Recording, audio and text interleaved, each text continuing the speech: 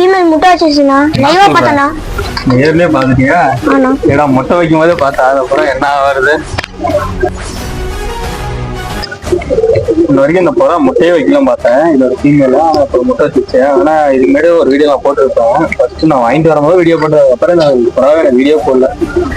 இந்த புறா குவாலிட்டி, இதோட கலரு ரொம்ப பிடிக்கும்.